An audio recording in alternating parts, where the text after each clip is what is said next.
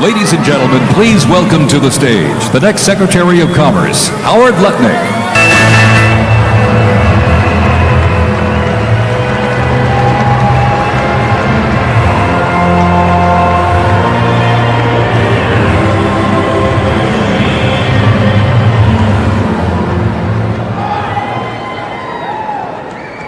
Good afternoon on the greatest inauguration day ever.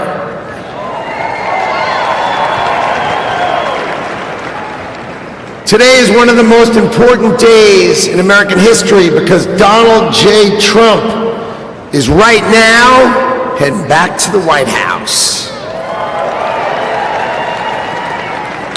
I could not be prouder to be standing before you because 77 million Americans voted for Donald Trump to make sure that it is always America first. So I want to tell you some stories because no president, Donald Trump is now the oldest president to take office, but no president has ever had his work ethic, his energy, or his intuition. So when the president sees a problem, he calls it out. You know it, right? He's the one who said fake news. He's the one who said the swamp. He's the one who said the deep state. We've all heard him say it, and now we all know it's true. And his intuition is always right, so he starts talking about bad trade deals. That's what he thinks. So let me tell you a story about the last day on the campaign trail. So I went to meet the president in North Carolina, okay? He gets up in the morning at 8 o'clock. We get in the motorcade. He gives a speech. He goes to 3 states, 4 rallies, an hour and a half each rally, finishes midnight. We start 8 a.m., he finishes midnight, gets on the stage midnight in Grand Rapids, Michigan, speaks for 2 hours. 2 hours, never takes a nap, and when he's on the stage, he's never taken a sip of water. The man is power. He is power.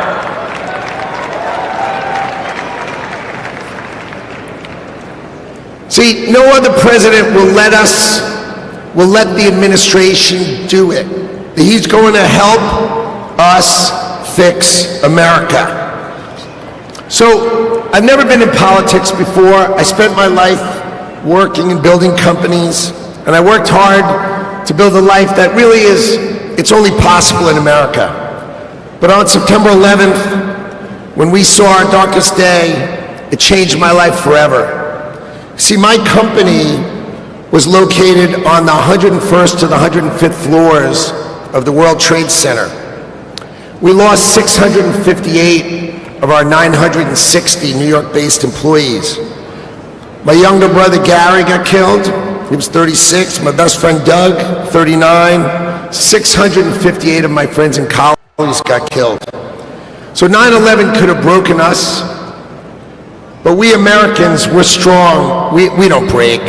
So my employees and I, we dedicated ourselves to rebuilding the company so we could take care of the 658 families that we lost.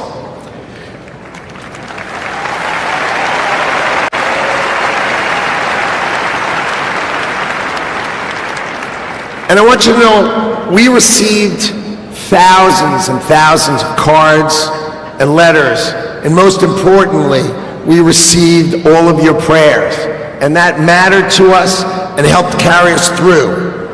So the events of September 11th, they instilled in me a sense of community and dedication for the country.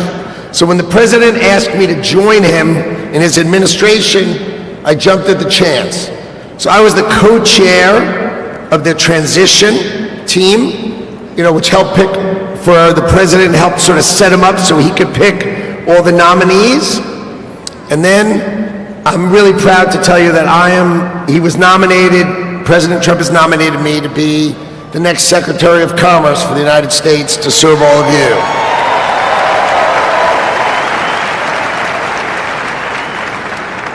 So let's talk about commerce.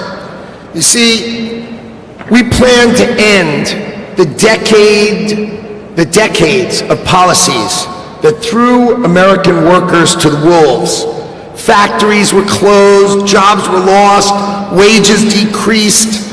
We left Americans out in the cold while country after country of this world took us to the cleaners and made money off of us.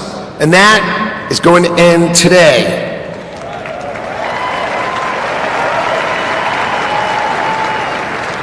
At the start of the 20th century, America was the richest country on earth, and we defended our workers from unfair trade policies with tariffs.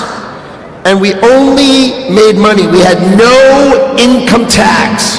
All we did is charge other countries and foreign companies, if they wanted to sell to America, you had to pay for entry.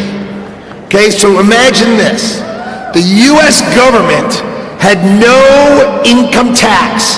Americans got to keep all their hard-earned money, and foreigners paid the price. So now, what's happened? We have the Internal Revenue Service.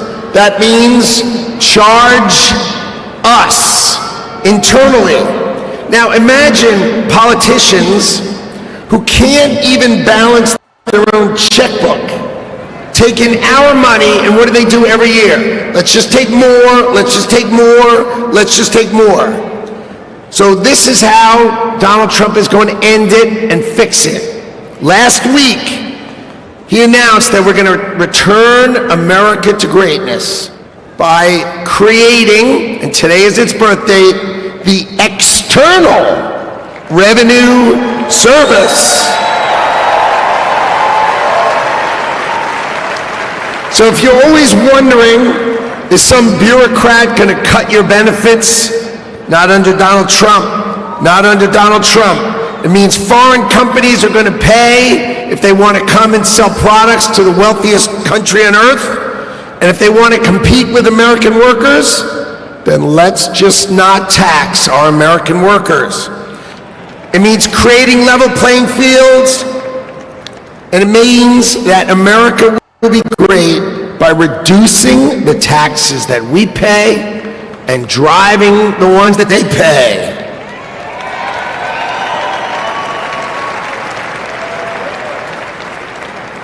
So what that means is the External Revenue Service will put up tariffs or walls that protect you.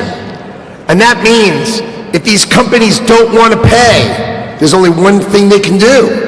Build the factories in America, hire Americans with great high-paying jobs. Let's double the size of our unions in America, but not just by adding more and more great paying jobs. That's our objective. So today is the beginning of celebrating the return of common sense and ending the decades of disrespecting the American worker and the disrespect and unfair treatment of our workers. Today, Donald Trump returns to the White House and prosperity returns to America. Thank you all. And I love today. What a day.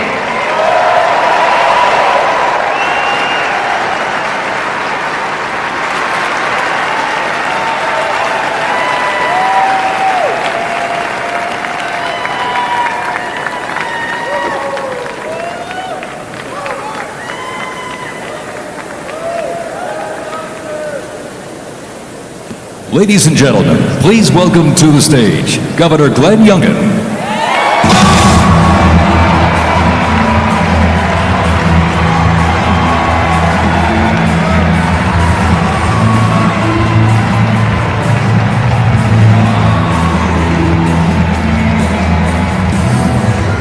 Thank you. Well, come on now, can't you feel it? The American spirit is alive and well.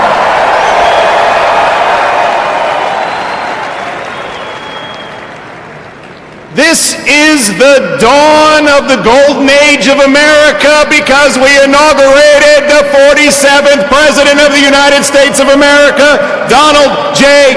Trump.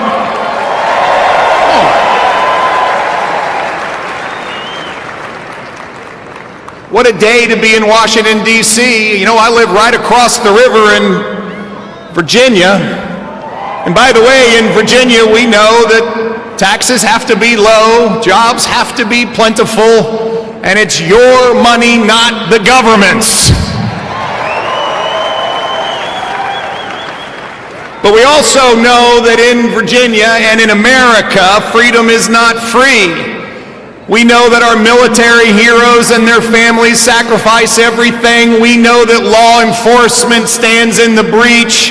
We must back the blue, and I want everybody here to give a rounding applause for the 25,000 military and police officers keeping us all safe today in Washington, D.C.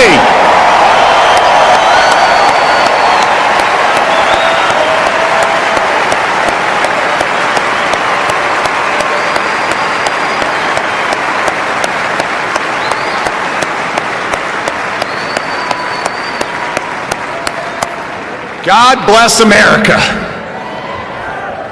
My friends, we are standing here on the dawn of a new age, and we are seeing the sun set.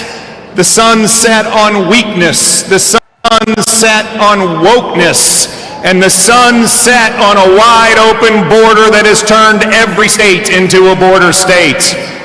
We are seeing the dawn of a prosperous America, the dawn of a secure and safe America, and the dawn of a world that sees peace because we have a strong America.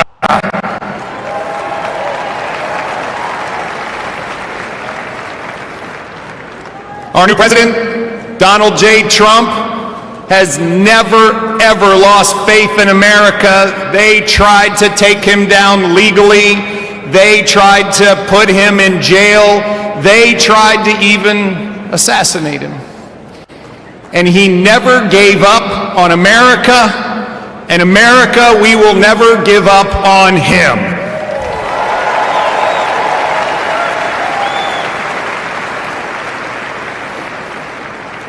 And as we stand here on this dawn of the next golden age in America, we all have a responsibility. It is our responsibility to stand every day in support of this administration, to do everything that we possibly can do for America's success. President Trump deeply believes this, and both he and J.D. Vance have already gone to work. He is signing executive orders. He is closing the border. He is bringing down inflation. He is stepping into the breach. Ladies and gentlemen, it is time for America to be prosperous again. It is time for America to be safe again.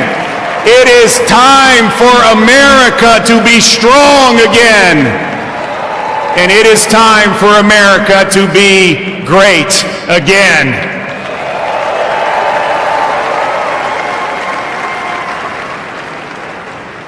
I hail from the great Commonwealth of Virginia, and we know a few great Americans in our history. From George Washington to Thomas Jefferson to James Madison, Patrick Henry, who echoed, "Give me liberty," or "Give me death." My friends, those words that Thomas Jefferson penned, which are the greatest words, at least in this hemisphere, ever written, that we hold these truths to be self-evident, that all men are created equal and we are endowed by our Creator with certain unalienable rights, and among them are life, liberty, and the pursuit of happiness. Well, ladies and gentlemen, we stand here on the dawn of a new age where life, liberty, and the pursuit of happiness are available to every American, and we must stand together as we collectively say, God bless America, and God bless Donald J. Trump and J.D. Vance. Thank you all very much. God bless you.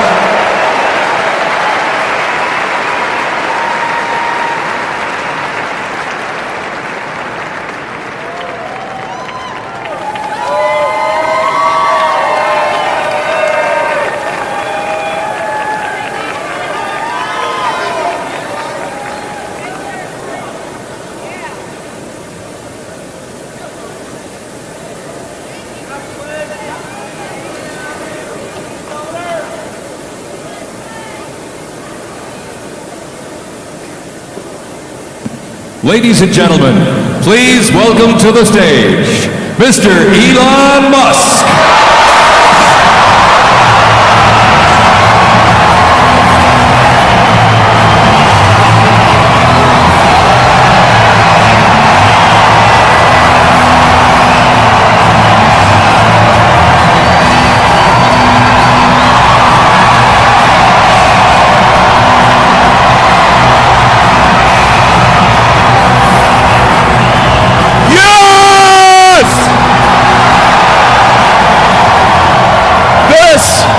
This is what victory feels like. Yeah! And this was no ordinary victory. This was a fork in the road of human civilization. Okay. You know, there are elections that come and go. Some elections are, you know, important, some are not. But this one, this one really mattered. And I just want to say thank you for making it happen. Thank you.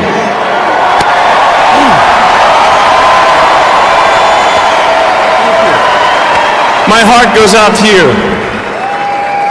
It is thanks to you that the future of civilization is assured. Thanks to you. We're going to have safe cities, finally, safe cities. Secure borders, sensible spending, basic stuff. And we're going to take Doge to Mars.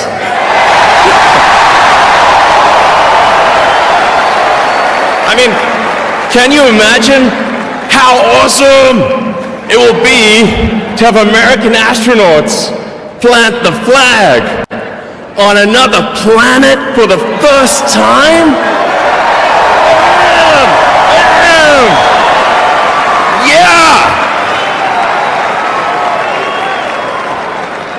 How inspiring would that be? You know, there's always problems in life. You know, there's this problem, solve that problem. But you know, there need to be things that inspire you. There need to be things that make you glad to wake up in the morning and say, I'm looking forward to the future. Yeah. And I love you guys.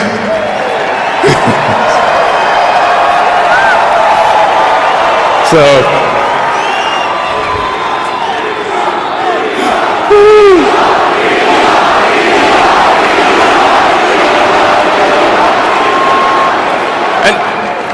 and let me tell you, I'm gonna work my ass off for you guys. So,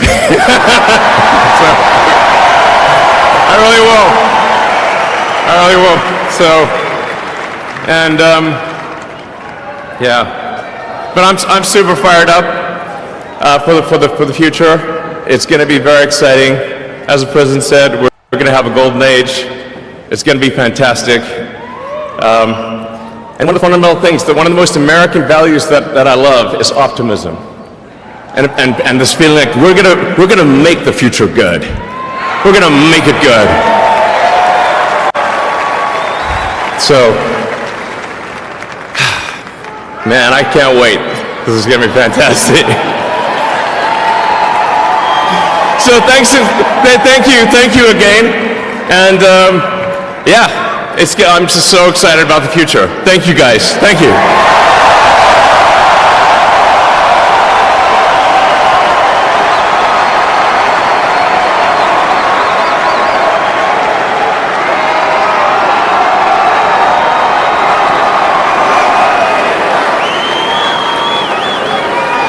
Ladies and gentlemen, please welcome to the stage, Kash Patel.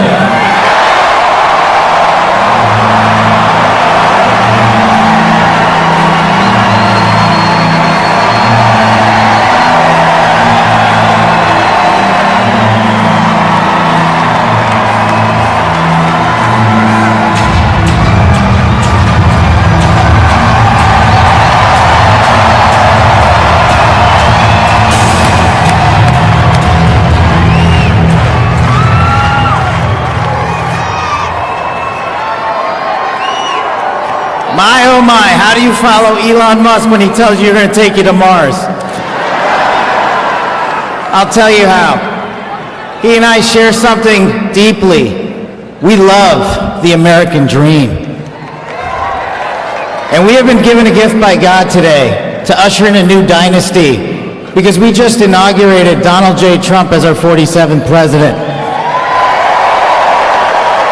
And we just inaugurated J.D. Vance as our Vice President of the United States. And we did that because the American dream is alive and well, because you chose that our dream can be the dream for our children and the dream for our world. And we are at a crossroads here in America, but our future is bright because you had the courage to stand for your convictions. So I'm humbled here to talk to you about why I love the American dream. My story is pretty simple, it's unique, and some of you share in it.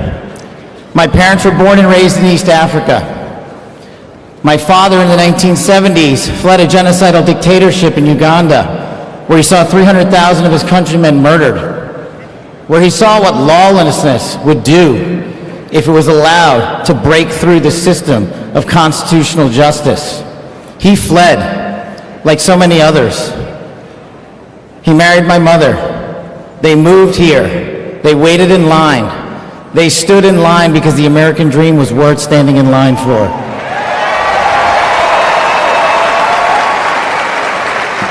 That dream is woven into the fabric of this nation, and our immigration policy is the greatest policy in the world, and now that we have Donald J. Trump and J.D. Vance, it will become the greatest policy in the world again.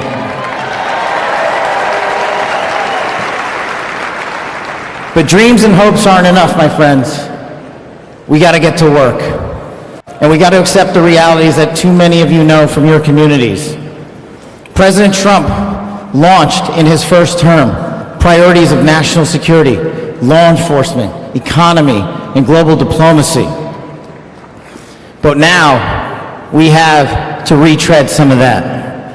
And I'd just like to go over a few of the things that our community has been living under these last few years. In the last calendar year alone, we had 100,000 drug overdoses. In the last calendar year alone, we had over 100,000 rapes. In the last calendar year alone, we had 17,000 homicides. That is unacceptable in 2025 in the United States of America. That is why we need constitutional law and order. When I read the statistic that for the age group of 18 to 45, the #1 cause of death is CCP fentanyl. We are not prioritized to go after the threats that face this country and most of all, that face our future generations. But thank God, we will be starting right now.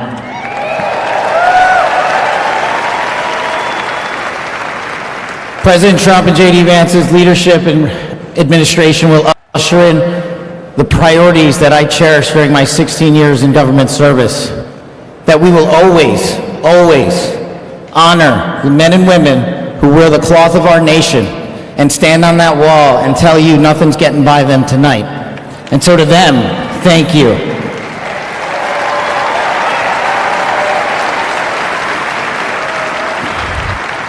To our teachers and our frontline workers and our first responders, y'all choose to show up every single day for our children, for our communities, and we will now show up for you. Thank you for keeping us safe.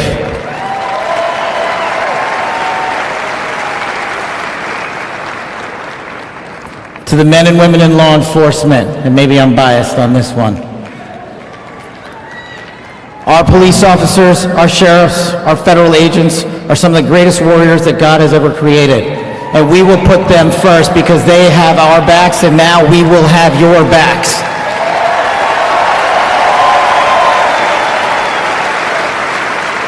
I am standing here because of the American dream. I am not standing here because of the color of my skin. I'm standing here because I earned my right on this stage, and you earned your right to be here with me.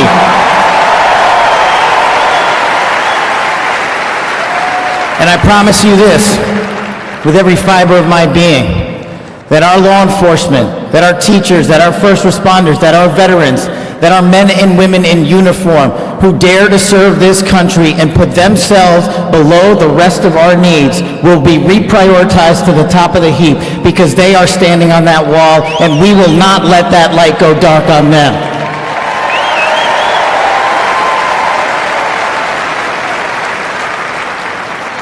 Whether I was a national security prosecutor, a public defender, President Trump's deputy director of national intelligence, his chief of staff at the Department of Defense, or so many other roles that I was humbled and privileged to serve when I swore an oath to that Constitution, which I hope to do so again one day soon.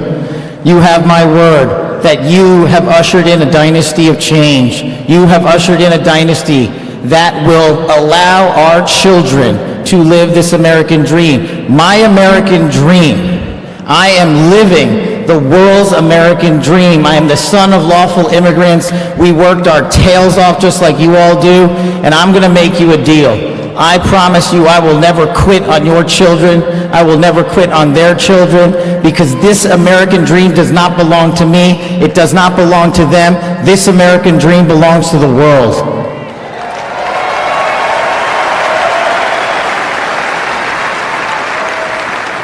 So in closing, I just want to tell you this. It's pretty cool to be speaking in Capital One Arena right before the boss.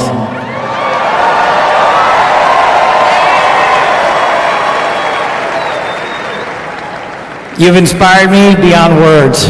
Your love, your devotion, your commitment to our country, everywhere I go, shows us that we are not only the beacon of hope, but we are the land of constitutional justice. We are the land under Donald J. Trump and J.D. Vance, where we are going to end the two-tier system of justice. We are going to remove the weaponization of the intelligence community for political purposes, and we are going to put the men and women of America first.